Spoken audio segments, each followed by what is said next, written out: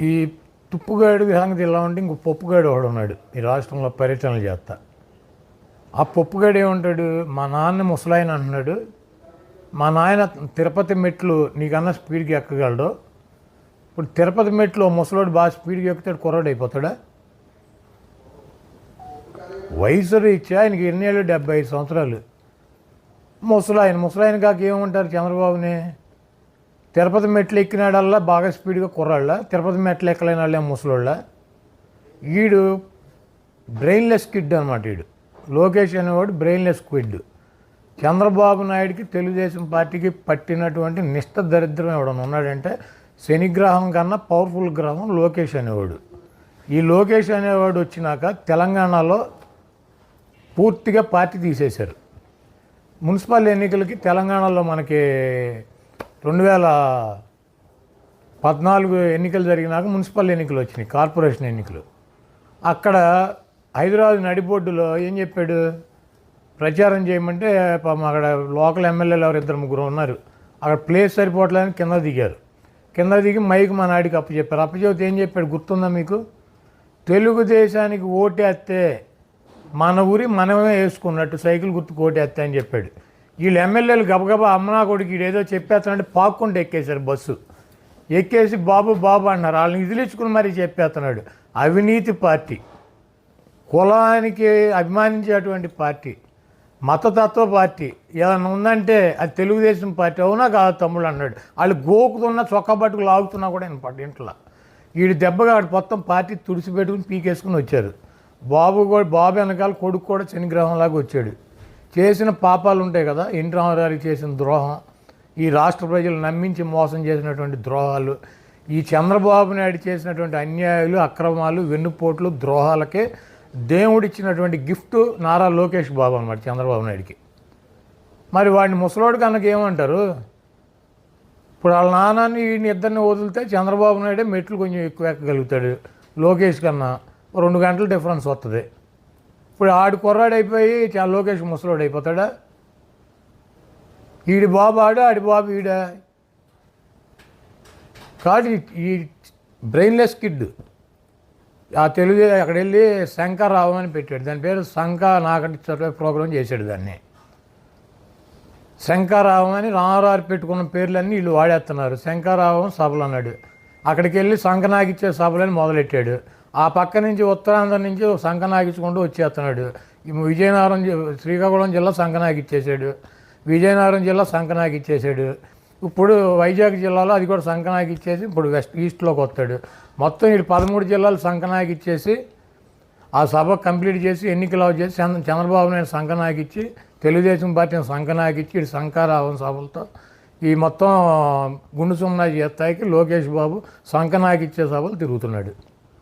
జగన్మోహన్ రెడ్డి గారు చాలా స్పష్టంగా ఆయన చేసినటువంటి కార్యక్రమాలు, ఆయన చేయబోయే కార్యక్రమాలు చెప్పి మీకు మంచి జరిగితే నాకు ఓటేయమని చెబుతున్నారు. మీకు దమ్ముంటే లోకేష్కి కానీ చంద్రబాబు నాయుడుకి కానీ మీ 14 సంవత్సరాల పరిపాలనలో మీరు ఏమి మంచి చేశారు, మీరేం చేయబోతున్నారు, మీ ఎన్నికల మేనిఫెస్టోలో ఇచ్చినటువంటి ఏ వాగ్దానాన్ని అమలు చేశారు, ఒక్క వాగ్దానం ఏది అమలు చేశారు, ఇవన్నీ కూడా చెప్పండి జనానికి. ఓట్లు అడగండి, మీకు డిపాజిట్లు కూడా రావు.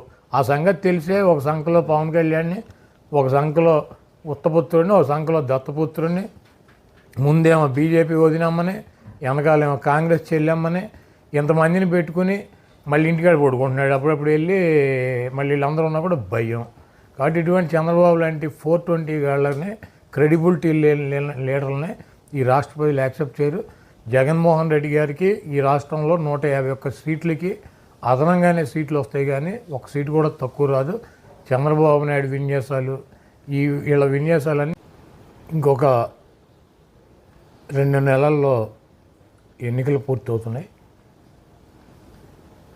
జగన్మోహన్ రెడ్డి గారు చాలా స్పష్టంగా ఆయన చేసినటువంటి కార్యక్రమాలు, ఆయన ఎన్నికల మేనిఫెస్టోలో 99% అమలు చేశానని చెప్పి, నాకు మీరు ఓటేయాలంటే నేను మీ కుటుంబాలకి, మీ ప్రాంతాలకి మంచి చేశానని కనుక భావిస్తే నాకు ఓటు వేయండి, లేకపోతే ఓటు కూడా వేయొద్దని చెప్పి జగన్మోహన్ రెడ్డి గారు ప్రతి పబ్లిక్ మీటింగ్లోనూ ప్రజలను ఉద్దేశించి మాట్లాడుతున్నారు. ఆ సందర్భంగా ఈ 5 సంవత్సరాల్లో చంద్రబాబు నాయుడు చేయలేకపోయినది జగన్మోహన్ రెడ్డి గారు చేసింది. సంక్షేమ కార్యక్రమాలు కావచ్చు, నాడు నేడులో స్కూళ్ళు రూపురేఖలు మార్చింది కావచ్చు, లేకపోతే కొత్తగా తీసుకొచ్చిన మెడికల్ కాలేజీలు కావచ్చు, ఫిషింగ్ జెట్టీలు కావచ్చు, లేకపోతే కొత్త కట్టేటువంటి హార్బర్స్ కావచ్చు, అనేక అభివృద్ధి కార్యక్రమాలు, సంక్షేమ కార్యక్రమాలు ఇవన్నీ కూడా చేశాము. నాకు ఇంకొకసారి అవకాశం ఇస్తే ఇంకా గొప్పగా చేస్తాను. కాబట్టి నేను మీ కుటుంబాలకు మంచి జరిగితే నాకు ఓటేయండి. ఆరోగ్యశ్రీ కావచ్చు, ఫీజు రియంబర్స్మెంట్ కావచ్చు, అమ్మఒడి కావచ్చు, ఇవన్నీ ఆసరా కావచ్చు, విద్యా దీవెన, ఇటువంటి సంక్షేమ కార్యక్రమాలు కూడా ఇచ్చామని చెప్పి చెప్తున్నారు. దానికి ఈ పనికి మాలినటువంటి చంద్రబాబు నాయుడిని అడుగుతున్నాడు, 14 సంవత్సరాల నుంచి ముఖ్యమంత్రిగా చేశావు, నువ్వంటూ ఈ రాష్ట్ర ప్రజలకి చేసినటువంటి ఒక పథకం పేరు కానీ, ఈ రాష్ట్రంలో నువ్వు చేసినటువంటి ల్యాండ్ మార్క్ డెవలప్మెంట్ గురించి కానీ నువ్వు ఏం చేసావో చెప్పమంటే ఈ చవట, ఈ దద్దమ్మ, ఈ చంద్రబాబు నాయుడు దానికి సమాధానం చెప్పకుండా మన ఇద్దరం కూర్చొని మాట్లాడుకుందాం, నువ్వేం చేసావో నేనేం చేసుకుందాం, బహిరంగ చర్చకి సిద్ధమా అంటాడు. చంద్రబాబు నాయుడు, జగన్మోహన్ రెడ్డి గారు బహిరంగ సభకి, బహిరంగ చర్చకి గనక కూర్చునే పరిస్థితి ఉంటే ఇటు పక్కన మేము, అటు పక్కన చంద్రబాబు తరఫున తెలుగుదేశం వాళ్ళు వస్తారు. బహిరంగ చర్చ ఒక ఇద్దరు పెద్ద నాయకుల మధ్య జరిగేటువంటి అవకాశం ఉంటుందా? ఇది భారతదేశంలో ఎక్కడైనా జరిగిందా? ఇప్పుడు మేమేం చేసామో ప్రజలకు చెబుతున్నాం. జగన్మోహన్ రెడ్డి గారు నా పరిపాలన బాగుందంటే నాకు ఓటేయమని చెప్పి చెబుతున్నాడు. నువ్వు కూడా దమ్ము ఉంటే, నువ్వు మగాడివి అయితే, నువ్వు 14 ఏళ్ళ నువ్వేమైనా చేస్తుంటే, నేను ఈ రకంగా ఈ కార్యక్రమాలు చేశాను, ఈ నా ల్యాండ్ మార్కులు, నాకు ఓటేయండి, నాకు ఎందుకు ఓటేయరని చెప్పి ప్రజలను అడుగు. నువ్వు ప్రజలు కదా న్యాయ నిర్ణేతలు, మీ ఇద్దరు మాట్లాడుకుని ఎవరు సీఎంగా ఉండాలి మీ ఇద్దరు డిసైడ్ చేసుకునేది కాదు కదా ఇది అని. ఒక ఎక్స్ అంటే మాజీ, ఈయన కోసమే ఆ ట్విట్టర్ పేరు కూడా మార్చినట్టున్నారు ఎక్స్ అని. ఆ ఎక్స్లో ఈయన ఛాలెంజ్ చేస్తాడు. ఎవడికి చేయాలి? ఎక్స్లో ఛాలెంజ్ చేస్తే ఎక్స్కి ఎవరికైనా చేయాలి. ఈ రాష్ట్రంలో ఎక్స్ ఎవడున్నాడు? కిరణ్ కుమార్ రెడ్డి గారు కూడా ఉన్నాడు ఖాళీగా. వాళ్ళిద్దరూ చేసుకుంటే ప్రాబ్లం లేదు.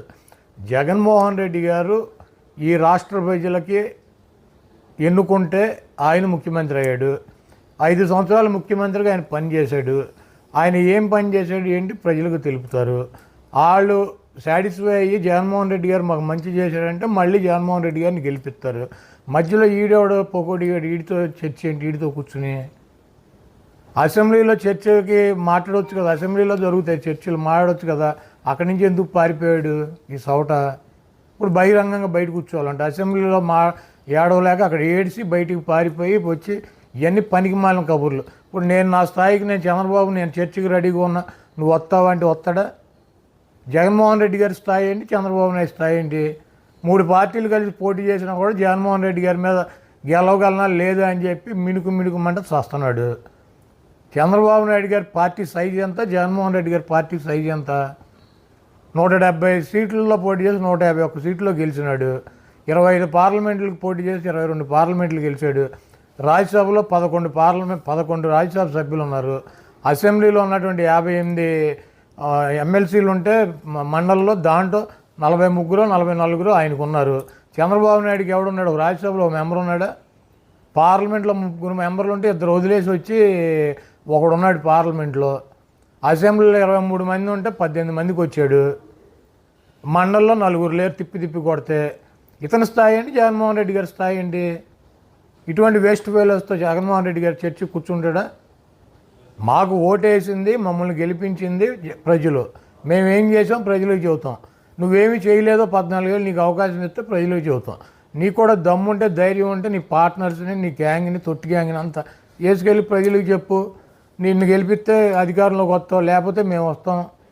కాబట్టి ప్రజలకు ఏం చేసామో చెప్పుకునే పరిస్థితి లేక ఎట్టాకు జగన్మోహన్ రెడ్డి గారు చర్చకులు ఆడి ఇటువంటి బొఫ్ఫును కానీ పట్టించుకోవడానికి ఒక ఎక్స్లో ఛాలెంజ్ పెట్టి పనికి మాలినటువంటి షోలు చేస్తున్నాడు.